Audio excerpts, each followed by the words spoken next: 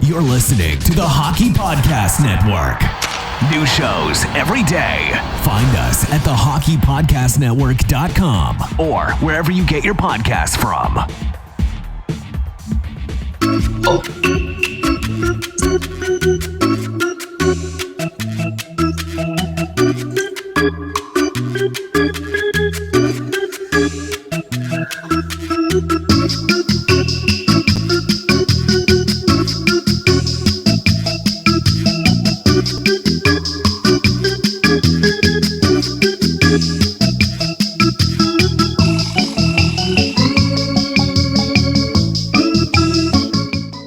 Big names are headlining this weekend's UFC 262 card, from Nate Diaz all the way to Michael Chandler. I'm rooting for him. We have a great first name together.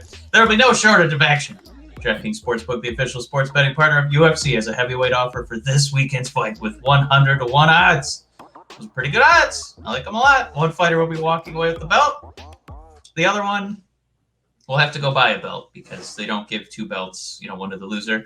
We'll be walking away with cash, Matt. Here's how. Just pick. Well, you're probably not eligible. We're going to find out in a second. Maybe. I got fingers crossed. This isn't just for new people. Here we go. Just pick the main event fighter you think will win. And DraftKings Sportsbook will give you 100 to 1 odds on that fighter. Matt, still sounds good. That's right. Bet $1 on select fighters. If they win, you win $100. Matt, still sounds good. There's no better way to put your MMA knowledge to the test than to put your money where your mouth is with DraftKings Sportsbook. Matt, still looking promising. Yes, we're in. Don't worry if MMA isn't for you. DraftKings Sportsbook offers great odds and promotions on basketball, hockey, and so much more. DraftKings is safe, secure, and reliable, so you can deposit and withdraw your funds at your convenience. Download the top-rated DraftKings Sportsbook app now and use promo code THPN when you sign up to turn $1 into $100 when you bet on a main card fighter to win. Place your bet. Watch the fist fly this weekend. That's code THPN to turn $1 into $100 on select main card fighters for a limited time only. Only at DraftKings Sportsbook. Must be 21 or older. New Jersey, Indiana, or Pennsylvania. New customers only. Restrictions apply.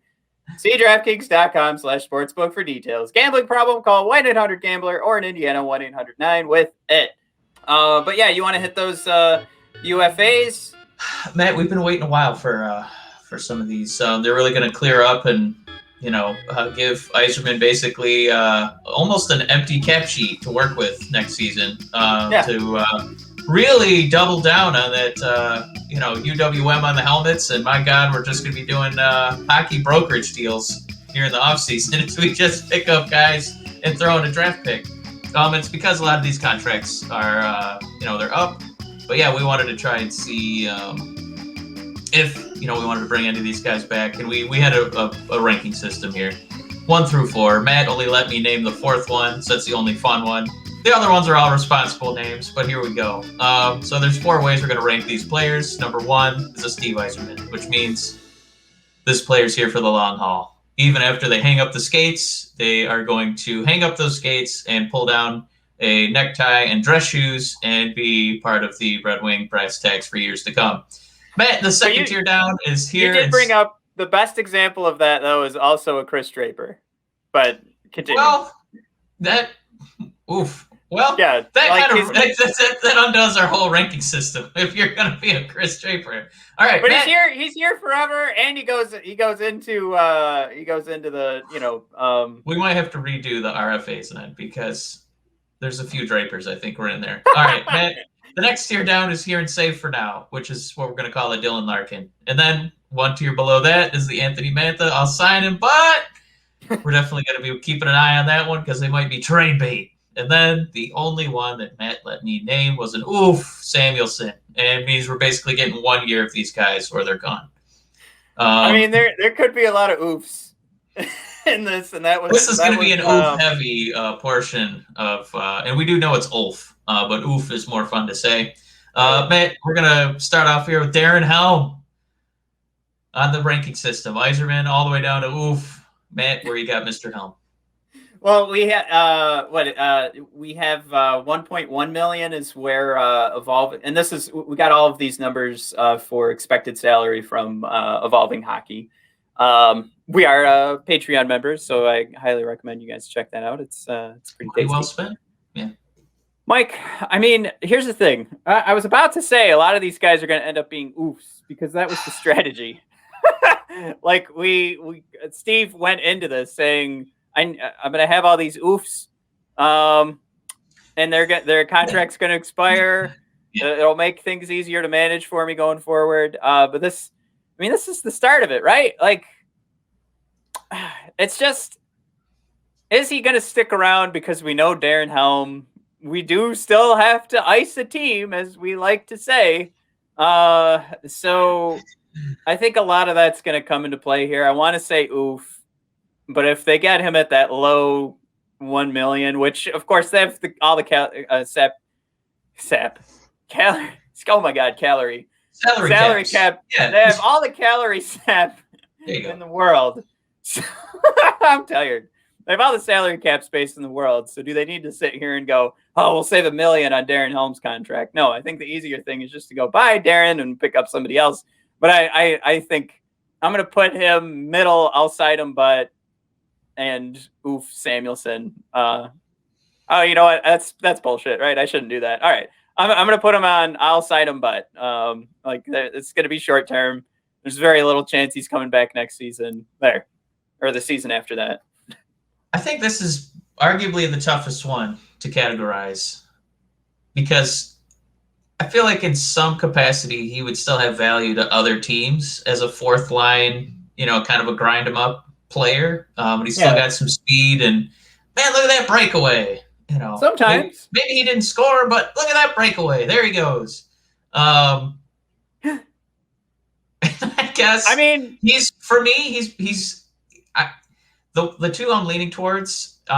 He's kind of for me going to be that Chris Draper here for the long haul. This guy he's already signed. It's going to be our second time mentioning mortgages in this episode. He's already signed, a mortgage deal or two to wear the winged wheel. And does he really want to uproot his whole life, probably living in Bloomfield Hills, floating around on a really nice yacht? I don't think so. I think he wants to be here on a short term, kind of see how this plays out. Probably, be that utility guy for the Red Wings. I don't see him going anywhere, Matt. I think this is going to be. I don't think he's just going to get 1.1 either. I think they have the cap space. I think they're going to just float him a little extra dough here. I think he's going to get at least 1.2. There, I said it. I think he's getting a raise from what they. I had him at 2.5 personally, but Matt, this guy's he's going to retire in red. Matt, that'll bring us to our next player. While he does wear a lot of red, we miss him in his bleach blonde. Matt, it's Valtteri Filppula. I'm going to bat lead off on this one because I don't know if there's a lot of debate. I think this is one that we just kind of, cut ties with. I think this is probably it. I don't know if we need this guy on our third line or at this juncture, he's our top line center sometimes. But I think we need that depth. Get that youth movement going, and I think it can kind of start with Filppula here. This was kind of a favor for favor. Hey, I need to ice a team. You need to, earn a 1.9 from us or whatever we gave him. I think this is fine. I think this is finally the end. I don't see this guy coming back, man. I was waiting for you to say that's fine. It's fine. Yeah, this is an Oof Samuelson for me too. I don't see any real reason unless this comes back to that we need to ice a team conversation. But yeah, the Filppula, Oof Samuelson, the Evolving Hockey lists him at 1.3. Sure, it's a steal, I guess. I don't know. It's close to the basement of what you can give a guy, but there's other pieces, and I think we can try out some other stuff that's going on with the Wingdings. Then keep filling out the bottom six with a Filppula, and this is. I'm going to transition to Sam Gagner because I feel like the conversation's similar here. Evolving Hockey has him at $1 million. I think with him at least you have a guy that has a spot on the power play. But if that's really what we're looking at, and we're playing around with the one of the worst power plays of all time this year percentage wise, and we're gonna say that Gagner should come back and play on our power play, I think that's pretty weak sauce from whoever's gonna make that comment, because sure, if you want to make the argument that Dan Bilesma doesn't know what he's doing for setting up a power play, that's fine. But we can do a lot better than a Sam Gagner. It was cute that he got a hat trick this year, but he's an Oof Samuelson for me. And again, the caveats are always going to continue. If we want to tank next year and we just want to ice the team, bring them all back for $1 million. But for me, we could probably do better. So Oof, Sam. Right, that's a funny point for this. If Yzerman's kind of looking at that 2023 draft and he's like, "Helm, how do you feel about $7 million?" Kanye, come on board, buddy. We got $5 million for you. We're like, I see what you're doing, Steve. I don't know, Steve. I'm gonna retire. I think this is it for me. No. I got eight a nice spot for you. Come on in. It's gonna be you. First line center. Wow. Don't you want to play with Vrana and Lucas Raymond? Yeah, I guess that kind of makes me want to backpedal a little bit for Gagne. But yeah, this looks like another casualty here. I don't see us, shelling out for this guy. And I don't think he'd come back for $1 million. If he's going to come back for $1 million, I would think he'd want to be, on some sort of contender. Is there a reason we skipped over Glendening, by the way? Yeah, I thought he wasn't an oof, is what I said. I wanted to have a similar conversation with Gagne. And Glendening for me is I'll side him, but. We had 1, 2. Some of these don't really count because they didn't really play enough. So our top 3 guys for plus minus, and believe me, it's not like anything dazzling, but Robbie Fabry, Danny DeKeyser, and Luke Glendening. They're all plus 3 somehow. Luke, obviously the only one. He played every game. Was leading the league in face-off percentage. I think this is a guy that he's probably going to have his most value here. Because we're just going to, let him own that fourth line and be a little bit of a concierge for our young players as they come up. This is our locker room. This is kind of how we do things around here. We just kind of lose until we get that win the draft lottery. That was a hard sentence for me to say. I kept wanting to say Laugh Factory for some reason. This is the Red Wings Laugh Factory, where wins don't matter and don't try to score any points. We champion the goalies who help us tank. But I feel like he's going to be that concierge, Matt. I feel like he's going to actually get a pay bump. So I could see him, getting a pretty juicy little short-term deal here to continue. But he definitely gets the Steve Yzer plan. He's just doing enough to look good without getting any points. We don't sacrifice that precious draft slot. It should be mentioned, Mike, because you mentioned the plus minus. Give me the Larkin. That's how I feel. Whew. Because you mentioned the plus minus, I just wanted to. I'm going to throw you under the bus. Don't you do it, Matt? It's a very important statistic. Luke Glendening is the team leader in expected goals against per 60. So that's him being on the ice as a defensive. No, we want player. The antiquated stats, man. Antiquated. Come on. He's our big turd sandwich in that regard. It could just be. We also know that a majority of his zone starts are on the defensive side, so that's going to hurt you quite a bit. And we've mentioned that before, and a lot of people forget to look at that. But I just want to throw that out there because even though the mentality is defense first, he gives up a lot per 60. And we got to take that into consideration. But I still listed him as he's going to get signed. So I think we're both in the he's getting signed again. If we're going to fill out a roster, Glendening brings something to the table. And there's that. All right. So moving on. Mark Stahl. Mike, you're guessing 2.5. Evolving Hockey said 1.2 million. Here's the thing, Mike. Steve Yzerman was asked over these last couple of days, who has improved the most on this roster? And even Steve said, when you're asked this question, you know where I'm going with this. When you're asked this question, you focus on the young guys. But I'm going to tell you guys what. Mark Stahl. Oh, my God. Mark Stahl was Steve Yzerman's pick. To me, if I did not hear that, I would have said, Oof Samuelson. Mike, Mark Stahl's an all-sign-him butt. He's an Anthony Mantha. He's getting a contract. Who knows what happens during the season? Who knows what happens during the next offseason?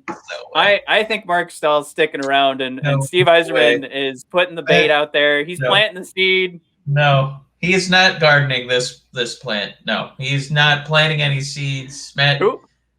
This guy has. Out of Dylan Larkin, Tyler Bertuzzi, Michael Rasmussen. This guy who improved the most? Mark, you guys are forgetting the opening day Toronto Maple Leafs written all over him. We got a big boy, Mark Stahl. He's 6'5". He's gonna knock him down. If Mark isn't signing with us, I have to believe the career is nipping him in the bud. I think man, he is going to Toronto.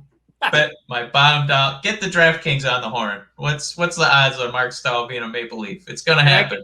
Can I bet you? Yeah. No, let's do it. I would love. They love old folks, man. That's a nice retirement home in Canada. You know, you got the healthcare up there. It's nice and cool. You got Moose. Stahl, he's going up there. I promise. Kyle Dubas. Out of all the guys, Steve, that was an Oof Samuelson for you. Who improved the most? I tell you what.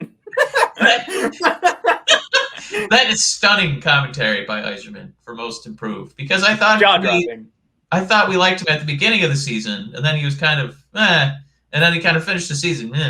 So I didn't know there was that much improvement. We talked about Zadina being a 7% WAR. Mark Stahl's a 3% WAR. Oof. However, it does take into consideration the last 3 years, and all the reason that he was traded to us was because he was like a 1% last year. So he did improve. He did. So most improved. When you're one of the worst defensemen in the league, it's pretty easy to improve. But yeah, I mean, we made comments at the halfway point of the season. It looked like he was being dragged around the ice by Troy Stetcher. So I guess if they just want to have a pairing lined up for next year, and they're like, let's just bring in Mark Stahl for cheap. Again, is it going to kill us? No, but I 100% believe Steve was planting that seed. I think Mark Stahl is coming back. I think he's definitely going to the Maple Leafs. He's not playing for us. Stop with the stupid Maple Leafs. They love those guys. They love them. Man, let's go to another tough one here. Jonathan MVP Bernier. I had him bringing in $6.5 million because he's one of the greatest players in NHL history. I think evolving hockey isn't sophisticated enough to have a goaltender result. So, I mean, I would say six. Let's just play the $6.5 million, and I'd still do it. Over under on $6.5 million, Matt. What do you got? Under. What'd you say? Under. Right. I was being conservative, man. I thought we were giving him 3 for 30. Yeah. Oh, I thought you misheard me. Yeah, even if we play the $6.5 million game here, I'm bringing in Bernier. He earned a large contract because of the garbage he has to put up with. The only thing is, I think Bernier himself doesn't want to sign a huge contract, because if he becomes a movable trade piece, he doesn't want himself to look impossible to move if he can get over to a Stanley Cup contender. And I think Steve's thinking that too. But yeah, if it was just about, we want Bernier to, this is almost a reward for Bernier, I'm all for it. I'm fine with it. Give him $6.5 million and make sure he doesn't go anywhere. And I think too, like you talk about, we've talked about brand value for these players. I think he's truly endeared himself to the fan base, and he could have a rough start next year. And I think we'd be fine with it with the way he's performed the last couple of years. This is another tough one because, tongue in cheek, obviously we love him on this show. Oh my God! But he's got a lot of value outside of arguably of all these players. I think he's got the most value to just walk away, because now you don't have to trade. One of those. Give Yzerman, that greedy little weasel, one of your draft picks. He could just walk and play wherever he wants. And if the Red Wings' goal is ultimately to lose and, keep bottoming out, why would you keep re-signing the MVP of the National Hockey League? So they might just say, this is our only shot to keep losing, to play Picard more. And we can't play Picard or Pickard. I keep hearing different pronunciations, Matt. Pickard, Yeah, and Jesse will text me. and Grice, and Bernier. So this scary moment might be the end of the MVP run in Detroit. You're being... So the Yzer plan is going full tank for Shane Wright and Connor Bedard the next season. So we can't. It'll be really weird for us to commit all that money to two above average goalies, right? When we have Pickard just waiting to help us tank. He's doing everything he can. He's a company guy all over. He's a company guy. He's a company guy, Steve, man. I tried last night. I tried so hard. I know, buddy. I know. I just told. I got you, buddy. I got you. That's what Jimmy was. I think we gave Jimmy we brushed him out kicked him out the door. And honestly, I'm sure Jimmy and Steve had that conversation. Like, I need you to do this. This is going to hurt. This is going to hurt what the Red Wings fans think of you. But, buddy, I need this. I need you to tank this season. Jimmy's just like, yeah, sure. Let's light it up, man. Jimmy, have you heard of Tim Stützle? Let me show you this VHS. Jimmy, if we're stuck with that fourth pick, God help me. Obviously, outside of Jimmy's hands. I think this is an I'll sign him, but because it just depends on what the Yzer plan is. I don't know. Let's move on to a couple other more fun players, man. Bobby Ryan, the guy, all he did was drool over Steve Yzerman. I got to say, I'll sign him, but probably depends on what Bobby Ryan wants to do with the rest of his life. If he wants to be a part of another rebuild year, we saw what he looks like when he's healthy. So I'm going to give him a Mantha score. He's an I'll sign him, but. Yeah, same here. I think that ultimately they wanted him to be trade bait. I don't think he performed this wasn't a fantastic season, Mike, by any means. If you take a look at the advanced analytics, when Bobby Ryan was on the ice, we were hurt defensively. And if you want to say that doesn't necessarily pass the eyeball test, that idea, it certainly passed how many shots were put on net. So I'll put it that way. But yeah, Bobby Ryan, I say works. And if we're going to keep building up the talent base here, and we're taking a look at the likes of, I know we're talking different positions here, but we know that Sam Gagner and Filppula can't both play center when we have a full roster. So we are talking wingers and wingers. So I'm just going to say I'd rather have him in here than one of them because I think the trade value is going to be much higher for him if we can move him. And that's still the game we're playing. We're not talking playoff spot next year. So Bobby Ryan, I'll sign him, but Anthony Mantha level. All right, Mike, your boy, Calvin Pickard. Man, this is Yzerman all over it. This guy gets it. Nobody's more of a company man than Mr. Pickard. He's like, suit me up, coach. I'm ready to, get in that draft war room. Just to recap, we're dropping for Mike's Steve Yzer plan. We're saying Bobby Yang, and this is all for Shane Wright and Connor Bedard in the next draft. All right. Yes, thank you for those caveats. That's what this is all about, is, building out that top line, and nobody cares more about building a top line for the Red Wings' future than Calvin Pickard. Nobody. Nobody in that goddamn locker room. That's the speech Yzerman's giving at the end of these games. Nobody in this goddamn locker room cares about this Red Wings' future, except that man right over there. You tell him, Calvin. Yeah! We blow these games, boys! That's what I'm talking about. Sitting there with a 4 goals against 800. Nobody cares about this team like Calvin does. You guys, look to the corner of the room. Look at your starting goaltender. It's just bloodied. You think this is barely funny? Get up. You think this is funny? You think I'm kidding right now? I'll trade you. I don't care if I gave you 5 years. I'll send you right back to Washington. You know what? I'm listening to a trade offer for game. How about that? I think this might. I'm gonna. No, screw it. I'll double. Sign him up. Starting goaltender next year. Let's get that 4 goals against in there. I'm putting a C on his jersey because he's the only guy who gets it. Mike Taro Rose. This was funny because we had him guessed at 950, and Evolving Hockey was like, "Is there a number we can go lower than 750? Is there a legal number we can go even lower?" Man, I don't think So- Scrooge McDuck was this stingy with the Yeah. $750K. I think that's below the hockey It minimum makes wage. sense. I don't know how we did that, but I mean, it makes sense for their system to come up with a number. It actually wasn't 750. It actually came up with a number below that. I just brought it up for the sake of this conversation. But yeah, I mean, I guess if you want to make the argument that he didn't get enough of a test over these I last think couple his of years, career highlight was an athletic article from like 2 years ago. That was about it. There's a really Career nice highlight. think piece on his potential. Right. So. Rival podcast, Wings for Breakfast, picked him to be the dark horse MVP for the 2019-20 season. That's his career highlight so far. Tara Hirose, Mike, I'm just going to say oof, because if you made the argument you want to bring him back short term, that's fine. But I guess, I ultimately just see another guy that's going to be hanging out in Grand Rapids. So we could go either way on this. Yeah, I mean, we've given up on players who've done more. So I think Taro, he's going to be an oof, if anything. This last one's my favorite. So we thought Dylan McElrath. I had him at 750K. Now that we knew what the bar was, what was it? Evolving Hockey said unemployed.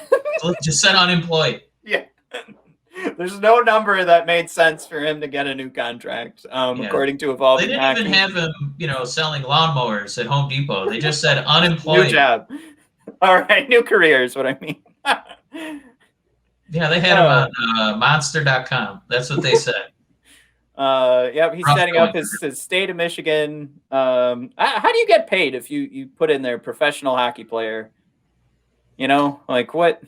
I guess you just cop out, right? You get the most amount back on from the unemployment for 6 months. Mike, you get unemployment. It's nice. Much like puppeteering, juggling,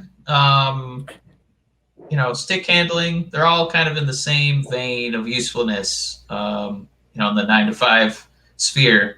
So it doesn't, make us happy to know he's going to be unemployed. That's what it looks like. So he's an oof. Thank you for saying that. Obviously, we don't want anybody. We're not rooting for him to not have a job. It's just he hasn't done enough to get an NHL job. That's all. Yeah, when the system that we're relying on to tell us what a potential salary is comes out and spits out unemployed, it's like, come on. All right. Yeah, I mean, oof. And then one more oof we missed was Alex Biega. He came out at 750K. So again, this was another where the Evolving Hockey model was like, I don't know what number to come out with. So look, again, this is the same conversation. Are we going to just be icing a team so that our drafts for 2022 and 2023 look pretty great? Maybe. But if we're talking like, do we need to bring these guys back? Oof Samuelson all the way. Like we could ice a team or we could try and improve. And we could also play with some of the guys we have in our own farm system. But Biega, he's hopefully, I think he's going to be the Bob Cratchit of the NHL. I don't see him getting a bump. I don't know if he's going to have a job with the Scrooges anymore. That might be it for him. So best point we're going to make here to wrap up this whole conversation. When we first started doing this with the RFAs, if we signed everybody. And of course, some of these guys are going to end up being squeezed into a Griffins jersey. We'd still have about 10 to 15 million in cap space. So here's the thing: we could sit here and make jokes and play games about who's going to. I mean, we just have so much flexibility, Mike. We could bring them all back. Yzerman could flip. He bring them all back, flip them for trades, or he could just outright release them and just take the cap hit for fun because he's got so much money to throw around. He could do that, and it won't make a lick of difference. We just have so much to do here, and we saw, Mike, all that cap space utilization we talked about. We didn't see as many trades as we thought we'd see last year. So, I mean, if we expected the same amount going into this year, we're just not going to expect a ton to come our way. But who knows? With the expansion draft coming up, that was something Steve talked about. Maybe we're not signing even half these guys, and Steve's just going to be picking up a whole roster full of guys that, we'll just have a bunch of Louis Ericksons, a bunch of guys who could barely make a roster but are cashing a check for $8 million or whatever. Let's see what happens. Yeah.